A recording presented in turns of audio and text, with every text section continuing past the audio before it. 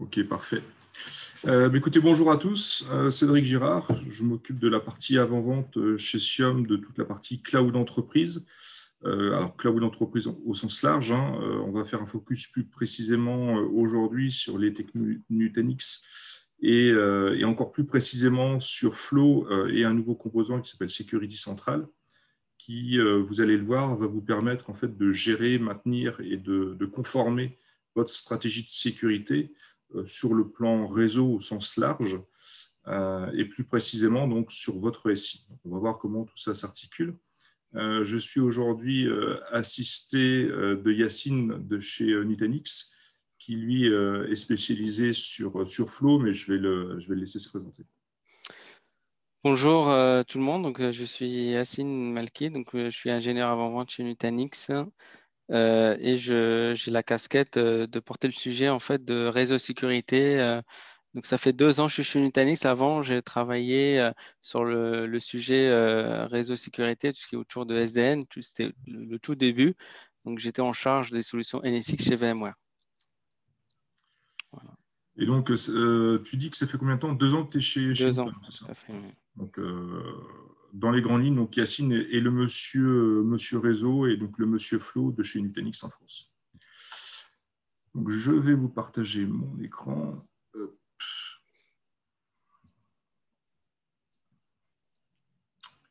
Alors, l'écran numéro 1, c'est celui-ci. OK. Est-ce que tout le monde le voit? Oui, non? Oui, c'est bon. C'est parfait. Donc, comme je vous le disais tout à l'heure, on va faire un focus aujourd'hui sur Nutanix Flow, Security Central. Alors aujourd'hui, beaucoup connaissent Nutanix Flow, notamment sur cette solution de micro-segmentation, qui est le fait de pouvoir en fait firewalliser votre LAN et plus précisément le trafic qu'il y a entre vos VM. Alors, avant de tomber dans le deep dive de la solution, l'idée est de faire déjà un premier constat sur pourquoi on le fait à aujourd'hui. Tout simplement, et voilà. Tout simplement parce que la partie ransomware a tout simplement explosé en fait sur ces dernières années. L'ANSSI nous a mis quelques stats en avant, dont une qui date de 2020, qui fait état d'une hausse, d'une augmentation de 255% de cette partie activité et cybercriminalité autour des ransomware. En fonction des éditeurs, on a un chiffre qui est plus ou moins conséquent. Nous, on serait plutôt aux alentours de 350 ou 400% par rapport à des constats que l'on fait sur des projets clients, ce qui est vraiment très inquiétant. On est dans une époque malheureusement relativement triste dans le sens où la partie cybercriminalité aujourd'hui représente un fort potentiel de gains financiers pour les personnes qui s'adonnent à ce type d'activité. Il est toujours intéressant de rappeler que voilà, un pack ransomware aujourd'hui, vous pouvez en trouver sur le Darknet à hauteur à peu près de 3 000 €. C'est-à-dire que pour ce prix-là, vous avez quelque chose qui est déjà préfait, qui est déjà pré-packagé, qui est déjà commercialisé pour vous attaquer et faire en sorte d'exploiter les failles qui peuvent être aujourd'hui présentes au travers de votre SI. Bon, après, il y a d'autres stats qui existent au travers le monde.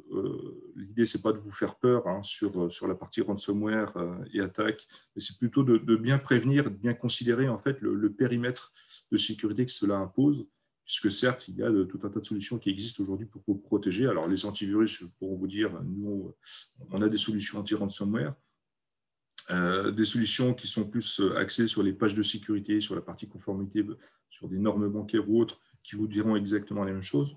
On part, nous, plutôt du principe à aujourd'hui que le premier état, c'est de faire preuve déjà de bon sens, à savoir donc l'éducation des utilisateurs, mais également la protection de soi SI et plus précisément des sauvegardes. C'est un vaste sujet. On va se focuser plus précisément sur la protection du SI et voir aujourd'hui comment on peut s'appliquer à un SI qui est déjà préinstallé avec un système de virtualisation ou de protection qui existe déjà au travers de chacun des projets clients et voir comment on peut aujourd'hui répondre à ces problématiques. Alors, avant d'aller plus loin, ce qui serait intéressant de revoir, c'est comment aujourd'hui fonctionne une attaque par ransomware.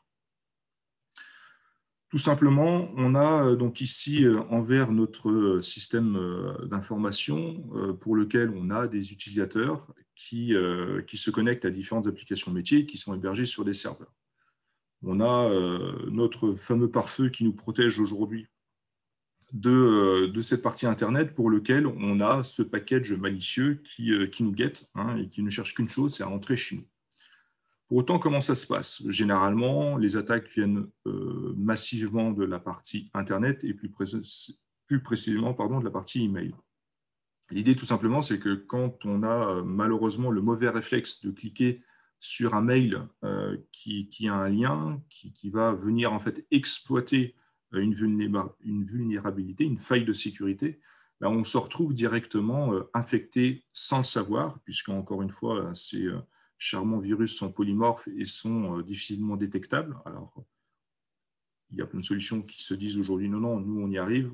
Encore une fois, on part du constat où, malheureusement, la sécurité ne va pas toujours aussi vite que les voleurs. Donc, l'idée, tout simplement, c'est de considérer qu'on subit en fait une intrusion et qu'à partir du moment où on a subi l'intrusion, ben, on est directement infecté. Et donc, le poste en question se voit contraint d'être connecté directement à une espèce de centrale qui va pouvoir opérer, on va dire, discrètement et en background.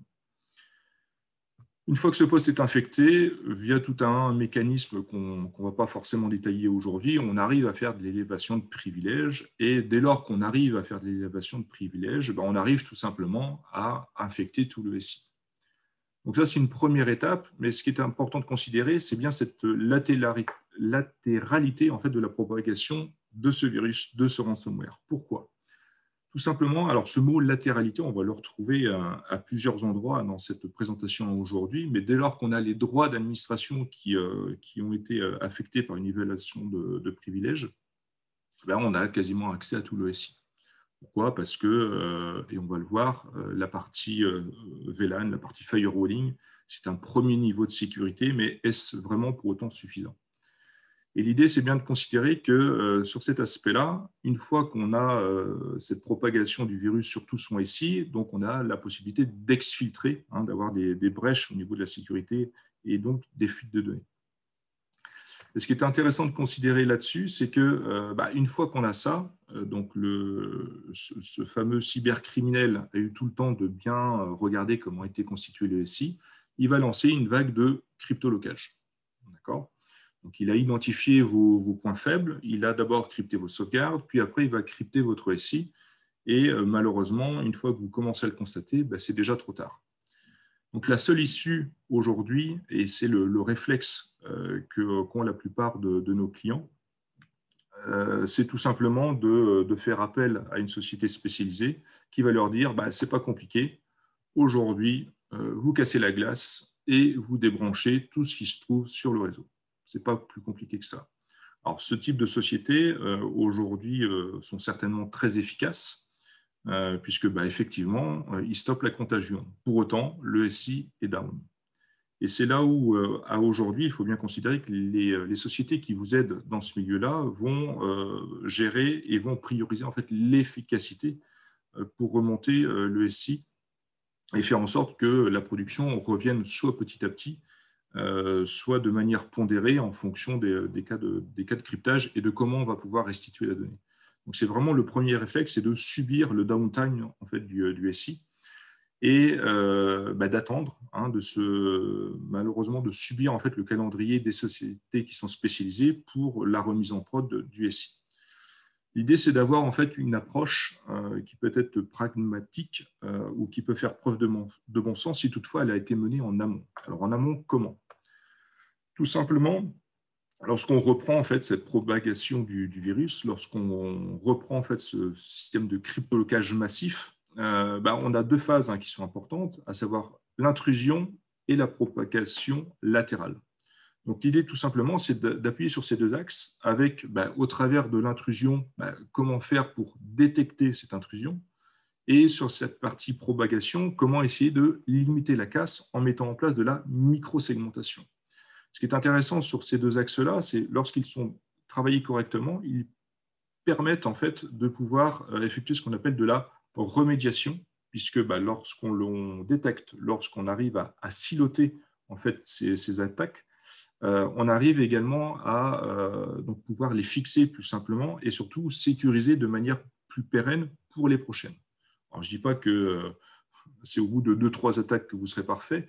L'idée, c'est encore une fois de pouvoir tirer parti des solutions qui existent aujourd'hui sur le marché type Flow et sécurité centrale, qui, et on va le voir juste après, pour l'une est une solution en mode SaaS qui va pouvoir en fait tirer parti de tous les déploiements qui sont déjà effectués aujourd'hui au travers du monde.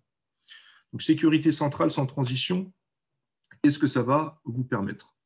Tout simplement de pouvoir aujourd'hui planifier cette partie stratégie, cette partie conformité à la sécurité au travers de l'agencement de ce qu'on appelle une micro-segmentation, à savoir comment aujourd'hui je vais pouvoir firewalliser l'activité de mon LAN, l'activité du réseau de mes VM.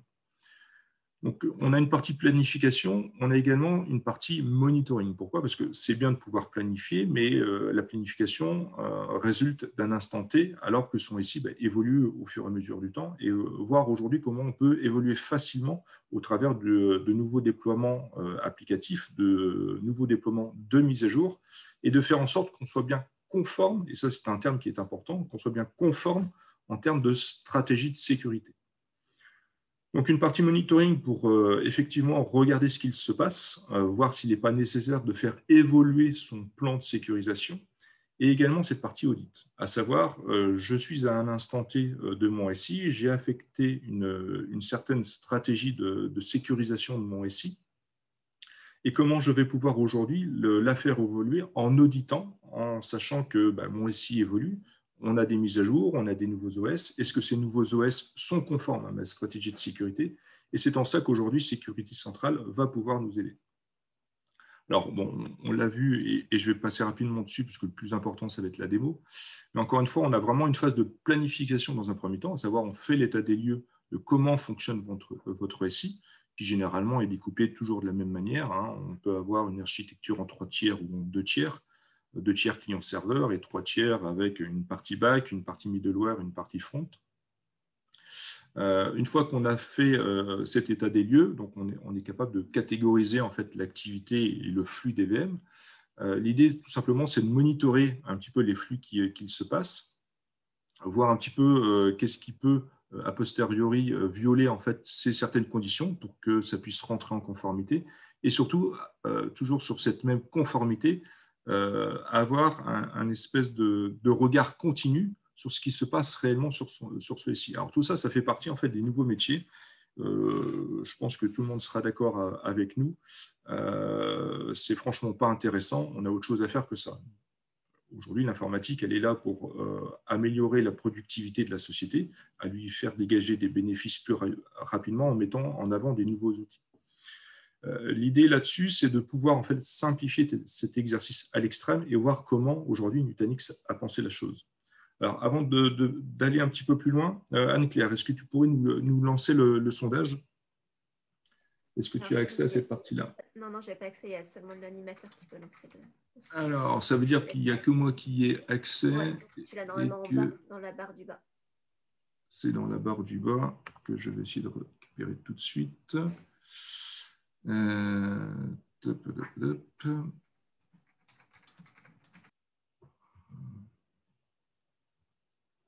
Moi qui avais tout préparé bien comme il faut, pardon, c'est ici. Sondage. Allez, c'est parti. Je lance le sondage et je remercie tout le monde de leur participation à l'avance. Alors, première question, c'est à aujourd'hui, avez-vous déjà subi une attaque d'un cryptolocker? Deuxième, donc, estimez-vous équipé avec une solution efficace contre ces parties ransomware? Et troisième et dernière question, avez-vous déjà mis en place un système de sécurité qui serait l'équivalent d'un firewalling au niveau du LAN? Alors, je vois que ça prend forme.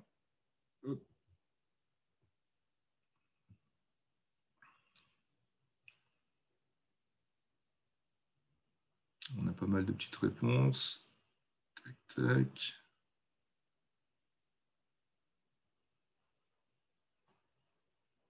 C'est du direct live. Allez, encore quelques secondes.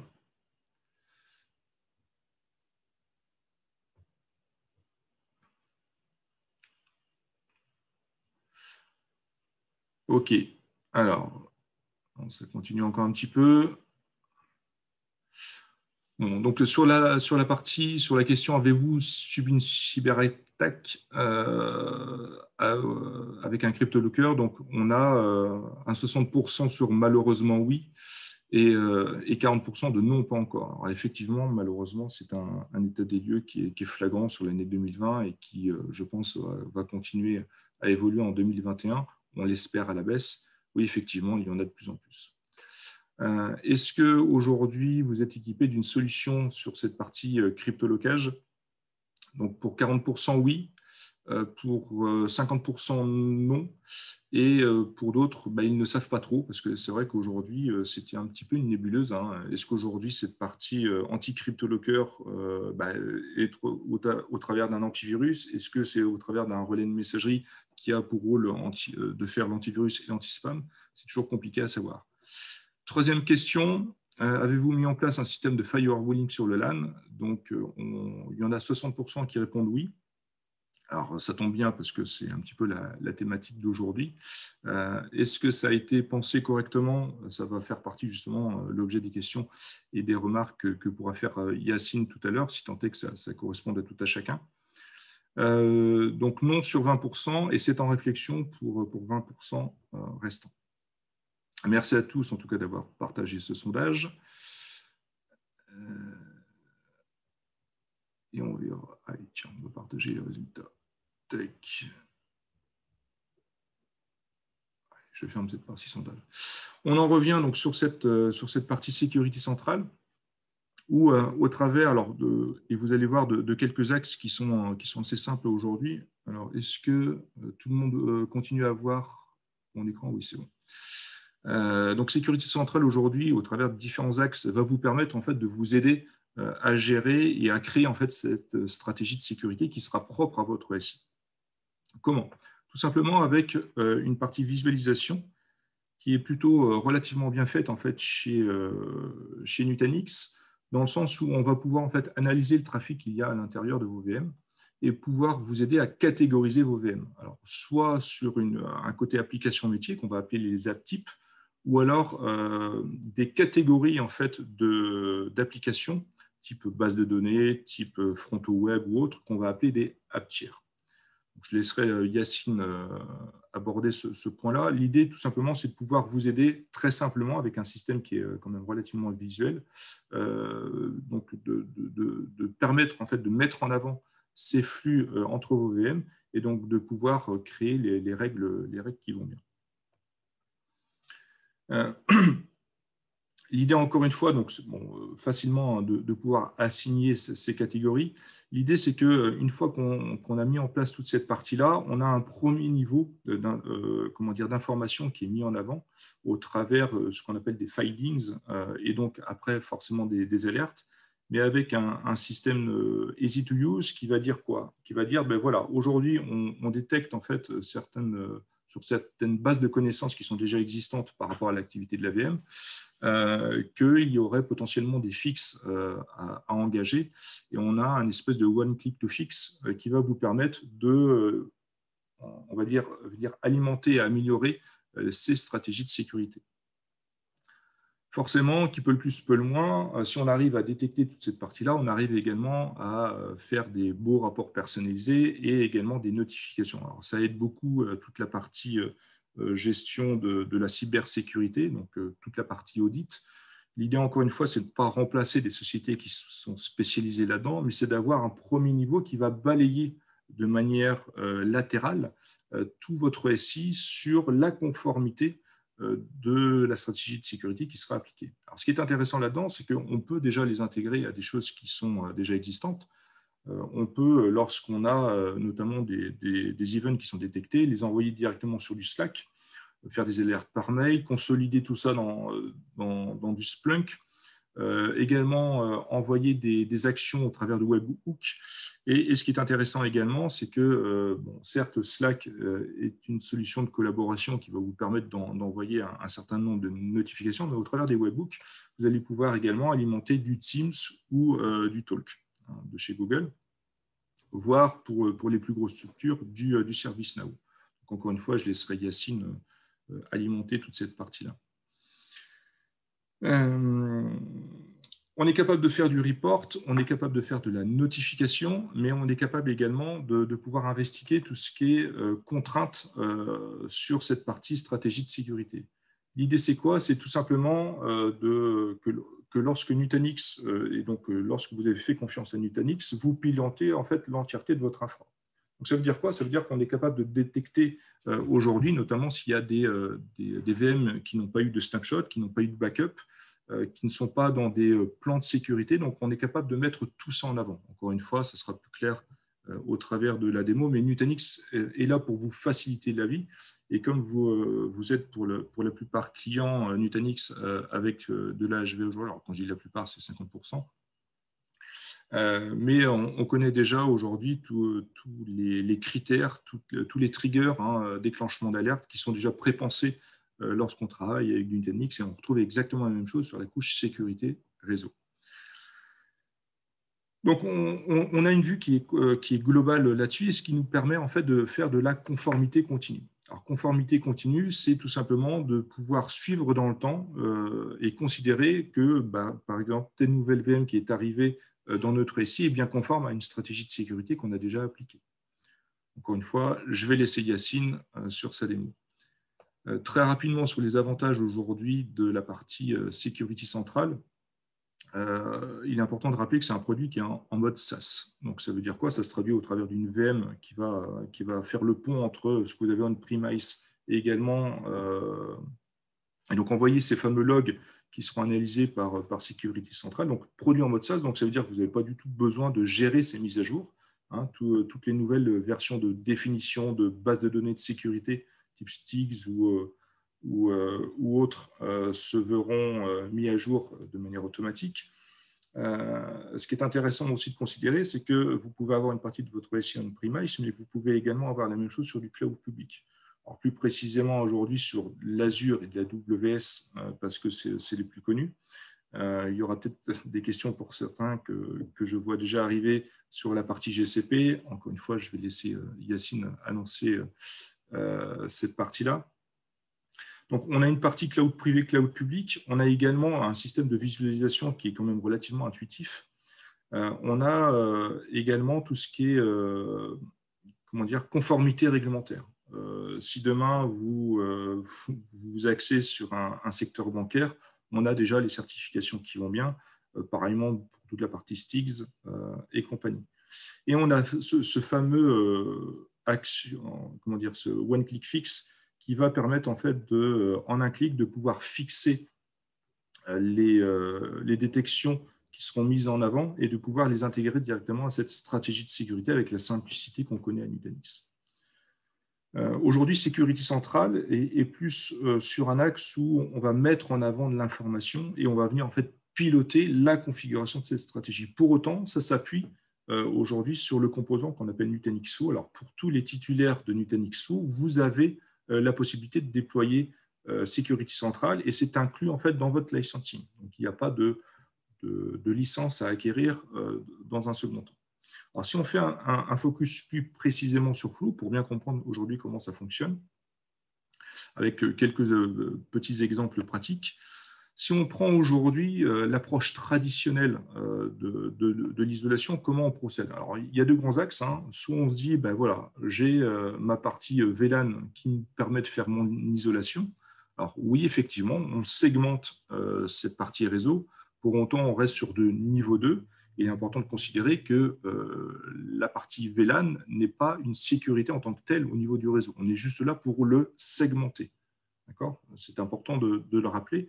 Qui plus est derrière, on a quand même une certaine complexité entre les VLAN untag ou tag, alors physical VLAN ou virtual LAN, peu importe. L'idée, c'est que ça quand même dégage une certaine expertise à ce niveau-là. On n'a pas forcément dans tous les cas un VLAN dédié par application ou un VLAN dédié par bâtiment, et ainsi de suite. On a une seconde approche qui est également traditionnelle, qui permet de dire quoi? Je vais mettre un firewall entre mes VLAN pour gérer en fait mes flux. Donc oui, effectivement, ça permet aujourd'hui de pouvoir gérer en partie cette sécurité. C'est une approche qui est traditionnelle, qui malheureusement peut être plus ou moins complexe parce que ça nécessite de l'expertise et ça provoque également des SPOF. On le verra un petit peu plus après, ça va faire partie notamment des axes différenciateurs de la solution Flow.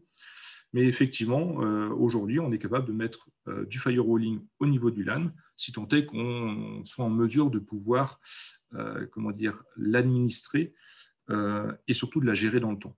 C'est vraiment une des préoccupations premières dans ce qui nous est remonté aujourd'hui au travers des soutenances qu'on a sur différents projets. Et donc, qui dit complexité, dit compétence et donc dit coût, tout simplement. L'idée aujourd'hui avec Flow, c'est de fonctionner comment? Tout simplement de faire, dans un premier temps, identifier la fonction en fait, des VM en question. Donc, comment on procède? Tout simplement, on va pouvoir catégoriser ces VM. Alors, généralement, on essaye de scinder les rôles. Il se peut également qu'on ait des rôles communs à une même VM. Pour autant, l'idée, c'est de pouvoir en fait, grouper ces VM sur des rôles fonctionnels applicatifs. Et donc de commencer à non pas hiérarchiser, mais segmenter, catégoriser en fait ces applications pour pouvoir les identifier. Une fois qu'on les a identifiées, on va pouvoir définir des stratégies. Alors des stratégies sur deux axes, un sur la partie application et deux sur le rôle applicatif du logiciel dans l'application. Alors logiciel et application, pour moi, c'est deux choses qui sont complètement différentes. Le logiciel, ça peut être de la base de données, ça peut être également un logiciel front-web, ça peut être un logiciel en middleware, et l'application métier en tant que telle va constituer ce regroupement en fait, de logiciels. Donc, c'est très important de faire la différence entre les deux, parce que c'est ce qui va décorréler ce qu'on appelle chez Nutanix des app types et des app tiers. App type pour application, app tiers pour cette partie logicielle, qui a plus un sens fonctionnel.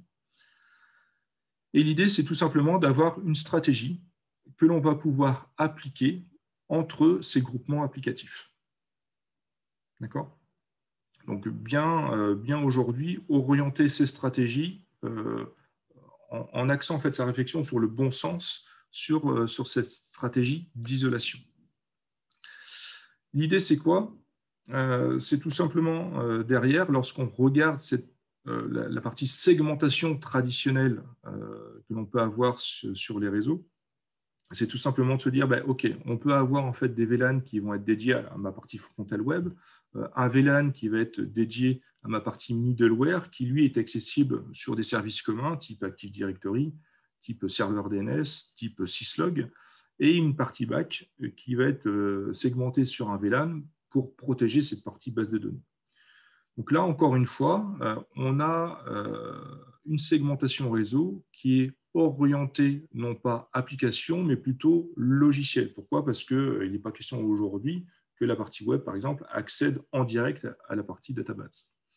Là encore, on va se retrouver sur des systèmes qui sont plus ou moins compliqués à manager, plus ou moins compliqués à faire évoluer, puisqu'on se doit de maîtriser entièrement cette architecture avec cette partie firewalling qui, encore une fois, nécessite une certaine expertise.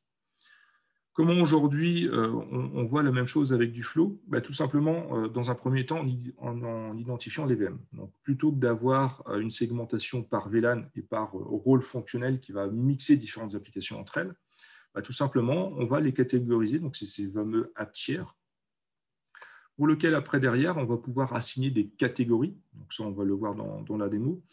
Et on va pouvoir, en fait, retrouver mon application qui va être décomposée en plusieurs app tiers. Donc, mon application My App One, pour lequel on va avoir un tiers web, un tiers middleware, un tiers DB, et pourquoi pas également accéder à des services de tronc commun, type Active Directory ou DNS. Une fois qu'on a défini et donc inventorié son système applicatif, on va définir des stratégies d'entrée et de sortie, tout simplement. Et ces stratégies d'entrée et sortie vont être définies par ces tiers applicatifs, voire par application. Typiquement, est-ce qu'aujourd'hui, on permettra à cette partie DB d'accéder à Internet? On pourra très bien dire non, je ne veux pas que mes databases puissent accéder à Internet de quelque manière que ce soit. Et donc là, on sort en fait d'un contexte de rôle, d'un contexte d'élévation de privilèges pour s'orienter sur une sécurité au niveau du réseau. Et donc derrière, on est également capable de préciser qu'une fois qu'on a défini ces stratégies entre ces tiers, ben, on peut également définir des stratégies au travers de ce même tiers. D'accord, de se dire, ben voilà, par exemple, je ne veux pas que mes serveurs Apache puissent discuter entre eux. Il n'y a strictement aucun intérêt. Pareillement sur ma partie syslog et ma partie DNS, par exemple. Et donc, une fois qu'on a réalisé cet exercice, c'est tout simplement de se dire, OK, j'ai défini la sécurité au travers de mon application. Maintenant, je vais pouvoir gérer la sécurité d'accès à mon application de l'extérieur. Okay, donc, on a un niveau de granularité qui est quand même relativement fin et qui surtout fait preuve de bon sens. Et donc, là-dessus, on va avoir... Encore une fois, si on revient sur cette partie traditionnelle, tout simplement, le fait de pouvoir considérer, alors je répondrai aux questions en même temps qu'Yacine fera sa démo. Alors, on peut considérer sur cette approche traditionnelle, si on prend un exemple de PCI, alors ça c'est l'acronyme de Pay Card d'industrie, qui permet de se dire, ben voilà, si aujourd'hui on a en fait dans son SI des infrastructures qui sont dédiées à une certaine application, puisqu'on a un besoin de sécurité qui est beaucoup plus fort qu'un autre, on va se retrouver en fait avec une segmentation de sa sécurité qui potentiellement va être plus difficile à maintenir puisqu'on va faire 2 poids 2 mesures. L'idée sur une approche avec Nutanix, c'est tout simplement de pouvoir réduire ce système de gestion de la sécurité et de pouvoir l'homogénéiser sur une même plateforme. Pour autant, tout en assumant avec le même niveau de sécurité, mais qu'on va pouvoir latéraliser sur toute cette brique d'infrastructure. Je passe rapidement là-dessus. Encore une fois, Yacine va vous faire ça très bien. Ce qui est également important de considérer, et c'est un des points forts de Nutanix, c'est qu'entre tous ces composants, il y a un sens commun, hein, une direction commune sur leur schéma de directeur en termes de fonctionnalité. C'est que on connaît aujourd'hui Nutanix Flow déjà depuis quelques temps, Security Central vient d'arriver. Et ce qui est important de pouvoir également se projeter, c'est pourquoi pas sur une solution de VDI, au travers de Nutanix Frame qui est proposé par Nutanix aujourd'hui, pouvoir avoir une démarche de end-user computing et d'apporter ce niveau de sécurité facilement sur ce besoin-là. Encore une fois, quand on a une approche traditionnelle sur cette partie VDI, on va y retrouver encore une fois des sous-réseaux qui vont être dédiés à la partie RH, à la partie IT, à la partie dev, qui va leur permettre d'accéder directement aux serveurs qui vont bien. Donc, que ce soit à distance avec aujourd'hui le Covid-19, parce que c'est relativement tendance, mais également en termes de sécurité, pourquoi pas au travers de partenaires, plutôt que de leur donner un accès VPN. Vous pouvez leur donner aujourd'hui un accès au travers de Nutanix Frame directement à une partie de votre SI pour lequel vous savez que l'accès est déjà sécurisé. Donc ça, c'est sur cette approche traditionnelle. Et l'idée, c'est que lorsque un de ces postes se fait infecter aujourd'hui, vous pouvez potentiellement tout vous faire infecter. D'accord ? Pourquoi ? Parce qu'encore une fois, le VLAN, oui, effectivement, ça permet de segmenter le réseau, mais ça ne permet pas forcément d'apporter de la sécurité. Donc l'idée, encore une fois, c'est de pouvoir rapprocher le niveau de la sécurité au plus proche de l'environnement utilisateur, à savoir directement au niveau du poste de travail. Comment ? Tout simplement parce qu'aujourd'hui, on arrive à greffer Nutanix Frame avec donc l'Active Directory, et donc on est capable de positionner une protection, une sécurité réseau directement par rapport à une stratégie basée sur les utilisateurs de l'Active Directory. Et donc derrière, même si derrière on arrive à protéger de manière latérale les différents services, on est capable d'aller encore plus loin et de le faire à l'AVM et donc à l'utilisateur AD. OK ? Alors, schéma important aujourd'hui, parce que c'est une question qui nous est posée relativement souvent, à savoir, OK, aujourd'hui, je suis capable de faire de la micro-segmentation, donc j'ai déjà implémenté une solution de firewalling au niveau de mon LAN. qu'est-ce qui viendrait aujourd'hui faire en sorte de pouvoir migrer sur Flow, ou qu'est-ce que ça m'apporterait effectivement de pouvoir chaîner donc un firewall, alors que ce soit Palo Alto, Fortinet, Checkpoint, parce que j'en vois certains qui pourraient poser la question. Qu'est-ce qui fait qu'on pourrait privilégier une solution plutôt qu'une autre? Encore une fois, ça dépend du deep dive que vous voulez faire au niveau de votre sécurité. Aujourd'hui, avec Flow et Security Central, pour l'instant, on va s'arrêter au niveau 3 et au niveau 4, donc l'IP et les ports. Si demain, effectivement, vous souhaitez aller plus loin, ou c'est peut-être déjà le cas aujourd'hui, vous pouvez aller jusqu'au niveau 7, auquel cas, il va vous falloir effectivement une appliance, qu'elle soit virtuelle ou physique, capable de pouvoir traiter et de filtrer correctement, et ce, de manière conforme à votre stratégie de sécurité. Pour autant, et c'est important de le considérer, c'est qu'est-ce qui ferait orienter plus vers Flow que par ce système de firewalling au niveau du LAN? Il y a deux axes. Le premier, c'est la bande passante. Aujourd'hui, toutes les solutions ne vous offrent pas de pouvoir filtrer à hauteur du débit maximum de la VM, bien souvent 10 gigas lorsqu'on met du Linux, voire plus, on peut monter à 25, notamment sur le next step. Mais il faut que l'appliance virtuelle ou même l'appliance physique soit capable de pouvoir gérer ce surplus en bande passante qui est le firewalling au niveau du LAN. Et la deuxième chose, c'est également de considérer que lorsqu'on pose un firewall qui va venir en fait filtrer les flux réseau entre différentes applications, ça peut représenter un SPOF, puisque si toutefois il lui arrive quelque chose, donc éteint, mise à jour ou autre, tout va s'écrouler puisque la communication réseau va cesser. Donc aujourd'hui, il n'est pas forcément question de pouvoir créer un SPOF pour apporter plus de sécurité, puisque cette sécurité pourrait devenir une problématique de production. Donc, c'est vraiment de bien jauger en fait ces flux réseau et de bien considérer également que dès lors que vous firewallisez du LAN, vous pouvez également inspecter les flux de sauvegarde qui, eux, peuvent être générateurs de trafic et potentiellement ralentir cette partie latence que vous pouvez avoir au niveau de vos applications. Et un dernier slide qui est à considérer également, c'est au niveau aujourd'hui de ce fameux service chaining. Donc, Nutanix a déjà eu des certifications et des alliances avec des grands acteurs sur cette brique-là. Donc, on va y retrouver forcément Palo Alto.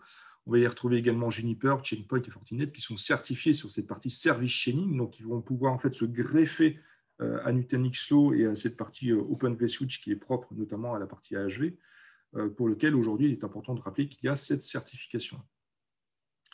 Bon, je vais passer rapidement là-dessus parce que je cause énormément pour laisser la main directement à Yacine sur la partie présentation, si toutefois j'arrive à lui donner. Alors, Yacine, est-ce que tu repasser Yacine en animateur? Alors, je vais essayer de voir si je... J'espère que ça va fonctionner. Yacine, t'es où? Je te vois nommé conférencier. Yacine, du coup, est-ce que tu peux... Alors, ton micro est coupé. Alors, oui, oui, donc c'est bon, là, c'est mieux. C'est parfait. Par on contre, libéré d'une certaine pression. Voilà, c'est top, en fait, on est arrivé à le faire. Je ne sais pas si vous voyez mon écran. Oui, c'est bon. Donc là, je suis connecté sur la plateforme Nutanix Sécurité Centrale, comme a dit Cédric, qui est une plateforme en mode SaaS.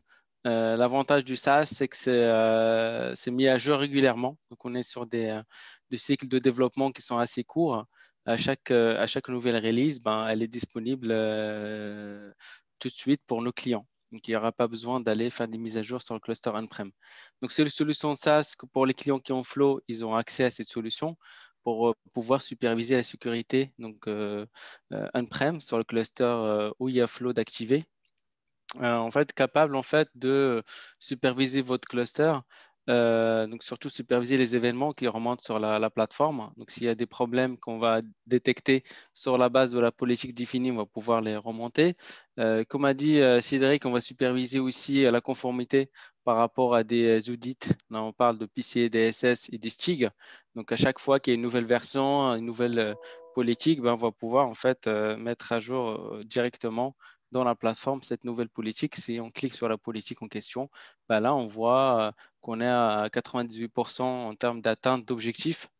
On a scanné 10 725 ressources. Donc, les ressources, ça veut dire les VM, les OS, la partie stockage, les firmware, les nœuds, l'OS du socle Nutanix. Donc, l'ensemble des operating systems sur la plateforme, ils sont supervisés. On supervise aussi les accès réseau. S'il y a des données qui transitent sur le réseau, est-ce que c'est données chiffrées, pas chiffrées? S'il y a des échanges avec des IP suspicieuses, si par exemple des systèmes ne sont pas renforcés avec des antivirus, on va pouvoir en fait détecter tout ça. Donc ça permet de superviser la partie compliance de sécurité d'une manière en continu. C'est l'avantage de la partie flux sécurité centrale. On a également en fait intégré récemment la partie planification de la microsegmentation, parce que c'est l'un des enjeux, ce qu'on a constaté sur le terrain, c'est que les clients qui ont fait l'adoption de Flow, ils ont fait l'adoption, mais ils n'ont pas réussi, ils ne savent pas par quel bout commencer. Et en fait, pour pouvoir déployer Flow, pouvoir avoir la visibilité du trafic est-ouest. Et pour avoir cette visibilité, on a intégré ce dashboard qui va vous donner de la visibilité sur le trafic entre les différentes VM avec le menu en fait Security Planning. Il est basé sur un mécanisme de machine learning. En fait, il va faire il va grouper les VM par rapport à des échanges qu'il lui il va constater. Et en fait, il va vous proposer, par exemple, de mettre ces différentes VM dans un groupe d'applications ou dans une application. Et ça permet en fait de le faire directement quand je fais assign AppType. Toutes ces VM, je vais le faire appartenir à une seule application. Et derrière, je vais définir ce qu'on appelle la app tier. Donc, une fois j'ai défini l'application, je l'assigne à un tiers applicatif, ce qui me permet derrière de pouvoir segmenter au plus près les échanges entre les différentes VM. Je vois directement ici, quand je survole, les échanges entre ma VM Web App 3, ma VM Web App 6 sur le port 9200. Si je clique, j'ai tout un historique en fait des échanges qui sont faits. Je peux même filtrer par rapport à des échanges qui sont autorisés, bloqués ou pas protégés. Donc, ça me permet en fait d'avoir aussi des échanges avec tout ce qui est IP externe. Donc, je vois les échanges avec mon IP externe vers les IP internes pour pouvoir en fait filtrer. Donc là, je vois que tout mon trafic n'est pas protégé. Donc, mon application n'est pas protégée. Derrière, je peux y aller et protéger ce flux en le mettant directement dans la bonne politique. Récemment, on a intégré un historique jusqu'à 30 jours. Donc, ce qu'il faut savoir, avant, on avait jusqu'à 24 heures. Maintenant, c'est 30 jours. Donc, ça permet d'avoir un historique un peu plus long pour pouvoir en fait avoir cette visibilité à moyen terme, pouvoir filtrer au fur et à mesure. On ne s'interdit pas demain d'avoir un historique à plus de 30 jours. Après, ça dépend en fait de la partie stockage. Derrière, il y a du stockage qui est consommé. Si on arrive à optimiser nos données, notre mécanisme de collecte des données et de stockage, on va être capable derrière d'aller plus loin que les 30 jours. Donc ça se base en fait sur les remontées des tickets NetFlow qui sont remontées des clusters Nutanix AHV. On se base sur de l'EpiFix et ces collectes sont faites régulièrement pour être derrière, qui rentrent dans une moulinette. Cette moulinette va faire du machine learning et derrière, elle va nous proposer ce groupage par rapport aux différents échanges entre les tiers applicatifs. Donc, on a cette visibilité-là dans les temps aussi. On va être capable de le voir. Donc là, on est sur du 24 heures. Et on voit quels sont les flux qui ne sont pas protégés. Donc, je vois, nous verrons plus de 1000 flux pas protégés, des flux qui sont autorisés, des flux qui sont bloqués. Je vois également ici quelque chose qui est intéressant. Quels sont les VM qui sont dans les policies? Donc, je vois qu'il y en a 28 qui ne sont pas dans les policies sur des 34 qui sont protégés. Donc, ça me permet derrière d'aller dans le menu sécurité planning, pouvoir protéger ces applications et les mettre dans les bonnes politiques.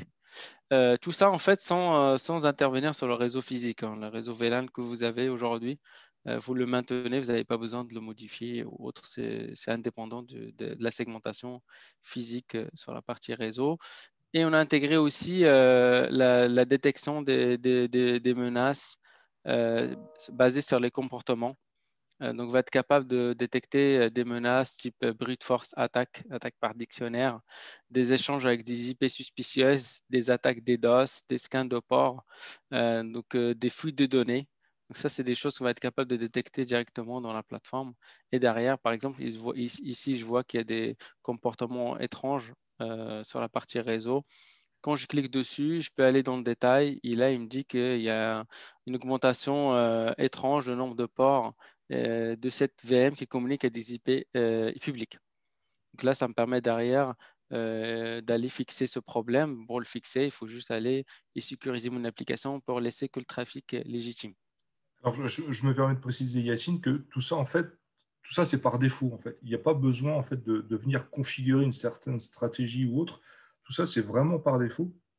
Et c'est des compteurs que met Nutanix à disposition dans cette solution SaaS qui vont vous permettre en avant de bénéficier, en fait, de l'expérience du produit et des mises à jour qui sont encore une fois en mode SaaS, donc pour lequel vous n'avez strictement rien à faire. Tout à fait. Donc, tu as parlé en introduction sur l'anatomie d'une attaque. Effectivement, la partie détection, bah, c'est ça, hein. Ça va être capable, avec cette intelligence basée sur le machine learning, de détecter automatiquement des échanges suspicieux qui permettent voilà, de restreindre déjà au niveau de votre firewall entre data center. Vous avez peut-être autorisé tous les flux, mais en tout cas, ça permet déjà, au niveau de firewall entre data center, le firewall périmétrique, de restreindre les accès, mais également le faire au niveau de flow. Donc, vous pouvez avoir deux niveaux de sécurité, une sécurité périmétrique et une sécurité directement au niveau de l'hyperviseur pour filtrer au plus près des applications. Leur tour, on va passer à la démo sur la partie flow pour vous montrer en fait comment on va sécuriser. Donc là, on a parlé de la partie visibilité. Donc ça, c'est quelque chose qui est déjà disponible aujourd'hui. Ce dashboard évolue au fur et à mesure des développements. Une fois on a fait une cartographie applicative, on a défini quel flux doit discuter avec quel flux. Maintenant, on a aussi la partie control plane qui est disponible dans Prism Central. Donc, les clients qui ont Nutanix déjà, bah, ils doivent se retrouver ici. Ça, c'est la console de management Prism Central qui permet de gérer les clusters Nutanix. Sur Prism Central, c'est un service à activer et c'est là la force de la plateforme. Il n'y a pas besoin de déployer une console supplémentaire. C'est un service qui s'appelle la microsegmentation. Et après, il y a juste à faire activer sur le cluster où il y a AHV de disponible, hein. Si vous avez des clusters VMware et AHV, bah, il n'y a que le cluster AHV qui sera compatible parce que c'est disponible que sur l'hyperviseur AHV pour une question de compatibilité avec l'Open vSwitch et qu'on est directement dans le noyau. Donc, une fois que vous avez activé le service, vous pouvez aller dans la politique de sécurité et pouvoir sécuriser l'application. Donc, je vais vous montrer un scénario. Je vais sécuriser une application qui est déjà déployée. Je vais aller dessus sur l'application. Donc, j'ai mon application qui est déjà déployée. Je vais juste filtrer sur l'application. C'est une application en 2 tiers avec un frontal web et une base de données.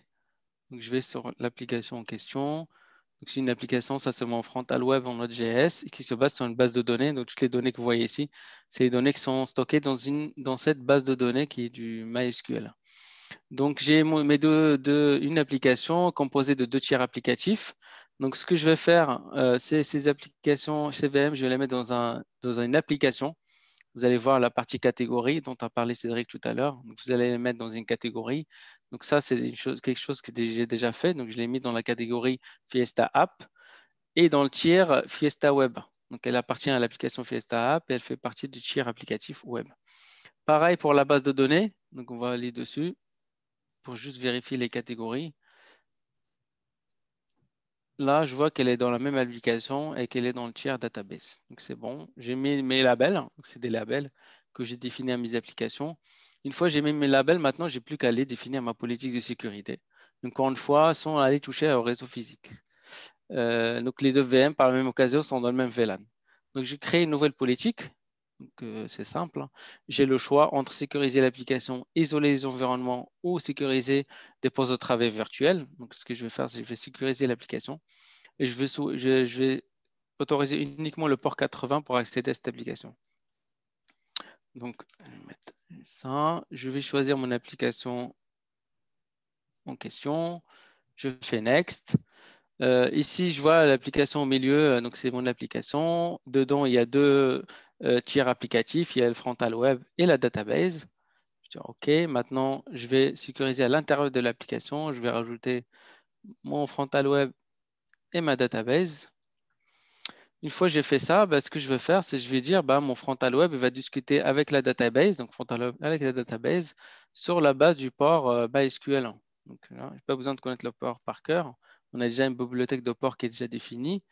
Je rajoute ça. Maintenant, je vais rajouter une source. Donc, je vais autoriser uniquement le port 80. Et là, je vais me baser sur la partie réseau. Je vais dire, j'autorise tout le monde, mais uniquement sur le port 80. Donc, je fais add. J'accède uniquement au frontal web. Je n'ai pas besoin d'aller accéder à la base. Voilà. Je vais mettre le HTTP ici. Voilà, HTTP, save. Maintenant, voilà, mon application est configurée et l'application a besoin d'accéder, n'a pas besoin d'accéder à d'autres tiers. Donc, je peux bloquer tous les flux sortants. Donc, ça, c'est tous les flux qui sortent de l'application. Je n'ai pas besoin de discuter avec autre ressources. Si j'ai besoin de discuter avec un AD, DNS, là, on peut les définir directement ici. Ce qu'on appelle les ressources partagées. Donc, ma politique est prête. Je fais Next. Je vais la mettre en mode monitor. Je vais la monitorer. Voilà. Donc là, je vais monitorer. Maintenant, ce que je vais faire, je vais aller lancer un ping pour montrer l'application. Est-ce que j'arrive à déplacer? Je dézoome. Voilà, ici c'est mieux. Si vous avez des questions, n'hésitez pas à les poser dans le chat. Je veille, je veille. Donc là, je vais faire un ping. Donc là, j'arrive à pinguer mon application. On va revenir sur la politique. C'est celle-là. Et on va voir qu'il y a des échanges. Voilà, ça c'est mon poste à moi qui lance le ping. Donc on le voit en temps réel que le ping est en train de passer. Donc la politique, elle est au monitoring. Elle n'est pas appliquée. Maintenant, ce que je vais faire, je vais l'appliquer. Donc j'ai toujours accès à mon stock. C'est bon. Donc, je vais la sécuriser. Et pour la sécuriser, il n'y a plus qu'à cliquer sur Enforce. Enforcer va appliquer le firewall pour pouvoir la sécuriser. Donc j'ai fait Enforce. Maintenant, voilà, on voit que le flux ICMP, il est bloqué. On le voit à droite. Donc il ne passe plus. Et je vois que j'ai toujours accès à mon stock. Mon application, sauf la partie de database, il y a peut-être un souci dans le filtrage. J'ai accès à mon frontal web et pas à la database. Database. Je suis sûr que en tu fait, l'as fait exprès pour montrer du trafic bloqué, en fait. En fait, ce qui s'est passé, vous voyez, en fait, là, j'accède bien à mon frontal web, mais j'accède pas à ma base. Donc, ce que j'ai fait, c'est que ma politique, j'aurais dû attendre encore au monitoring, c'est ce qu'on sait. Donc, déjà, ce que je vais faire, parce qu'en fait, on la voit, il discute avec les databases et le flux, il est bloqué. Donc, on voit que le flux est bloqué. En fait, j'ai jamais fait cette démo. Du coup, on est en train de dévier sur voilà, pour montrer une démo un peu différente. Mais ce que j'aurais dû faire, c'est de le faire différemment. Je vais aller faire un Mac et je vais faire sécuriser. Et c'est pas ça que j'ai fait. Ce qui est intéressant, c'est qu'en fait, Ouais, les règles qui sont appliquées sont réellement appliquées parce qu'on le voit aujourd'hui. Ouais, on le voit là. Du coup, c'était pas le. Ouais, exactement. Bon, enfin, en fait, c'était pas mon tir applicatif, c'était quelqu'un d'autre. Et j'ai pas pris la bonne application. Je vais faire un edit. Ce qu'il faut retenir en fait de cette interface-là, c'est que par rapport aux autres solutions, on a vraiment quelque chose qui est basé sur votre SI avec un aspect visuel qui est complètement réactif. Hein. On le voit, hein, le monitoring sur la partie ping montre bien qu'instantanément, même si c'est une console HTTP, on a en temps réel une parfaite visualisation de ce qui se passe. Et que derrière, même si on n'est pas certain d'avoir bloqué les bons ports, on pourra quand même les voir a posteriori en rouge, donc signifiés sur cette page-là. Donc, du coup, j'ai rectifié ma politique, vous voyez, rapidement avec la visibilité qui est déjà dans la plateforme. J'ai rectifié parce que je me suis basé sur une autre application d'un collègue et c'était pas la bonne. Donc, je vais faire l'enforce, donc comme j'ai fait tout à l'heure. Mais en tout cas, c'est un scénario qui est aussi intéressant à montrer. La partie mise à jour, gestion de cycle de vie de la politique. Donc là, du coup, le ping va être bloqué. Donc là, on voit qu'il est bloqué. Maintenant, ce que je vais faire, je me suis dit, OK, attention, mon PC doit accéder au ping. C'est simple, je fais un update ici. Je fais next et vous allez voir, celui-là, ce flux-là, c'est mon poste de travail. Donc, je fais hello Je vais autoriser ce flux. Je fais Next. Enforce. Il y a le ping qui va être accepté comme connexion légitime. C'est vraiment du temps réel. Et donc, c'est ce qu'on appelle le one click to fix. Voilà, c'est ça exactement. Voilà. Du coup, il y a ce trafic-là qui est bloqué. Donc voilà la démo en quelques clics de Flow. C'est vraiment simple à activer, à exploiter, à gérer. Vous n'avez pas besoin d'être expert sécurité pour pouvoir le mettre en place. Voilà. Des clients qui ont installé Prism Central, il y a 60 jours d'essai. Et après, les autres clients, s'ils sont intéressés, peuvent revenir vers Cédric. Il a déjà une plateforme de démo équivalente voilà, dans les bureaux. Il peut vous montrer pour aller plus en détail, vous accompagner sur cette partie-là. Ok, merci Yacine. Du coup, est-ce que, alors, on a certaines personnes qui sont présentes aujourd'hui qui sont déjà clients Nutanix, d'autres aujourd'hui ont également Flow, mais ne l'ont peut-être pas encore implémenté pour tout ou partie. L'idée maintenant, c'est de passer à la partie questions-réponses. Alors, on est quand même un petit peu nombreux. Je vais dans un premier temps privilégier la partie Q&R qu'il y a dans Zoom, ou sinon, on pourra libérer dans un second temps tous les micros. Alors, est-ce que vous avez quelques questions?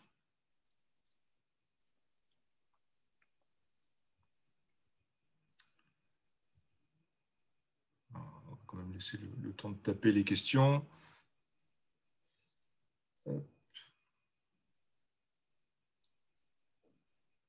Alors, si on a une question, comment se calcule le licensing si on veut basculer à la fin des 60 jours? Alors, le licensing aujourd'hui, il est au nœud. D'accord. Lorsque vous avez notamment des clusters de production ou des clusters de PRA, vous n'êtes pas obligé de licencier en fait les deux clusters. À moins que derrière vous commenciez à envisager de faire du 50-50 au niveau de votre production, donc avoir un équilibrage en fait entre les deux clusters. Mais sinon, vous ne pouvez licencier que la partie cluster de production.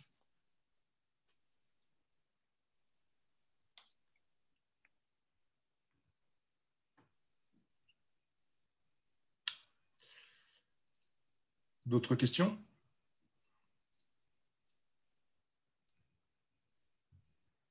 Ce qu'on peut peut-être faire, je ne sais pas si Anne-Claire, toi tu as la main pour libérer les micros. Pas du tout. Pas du tout, mais comme ça c'est très clair. Ok, alors j'essaie de voir si on peut libérer les micros de tout le monde.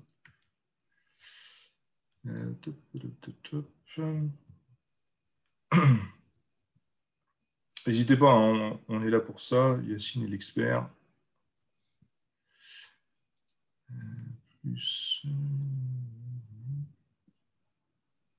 Non, je n'ai pas la possibilité de libérer les micros. D'autres questions? Toujours pas? Alors, vous avez le chat hein, ou la partie Q&R. Hein.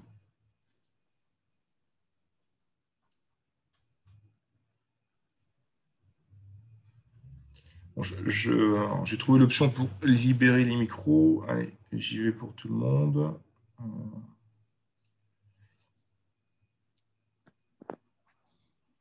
Alors, allez-y, hein, n'hésitez pas à prendre la parole si besoin est. Vous avez juste à réactiver votre micro.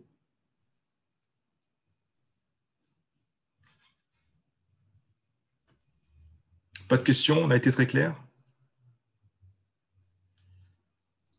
Est-ce que pour certains, c'était comme ça que vous visualisiez les choses au niveau de cette partie segmentation réseau, cette approche sécurité? Est-ce que c'est quelque chose qui peut avoir du sens?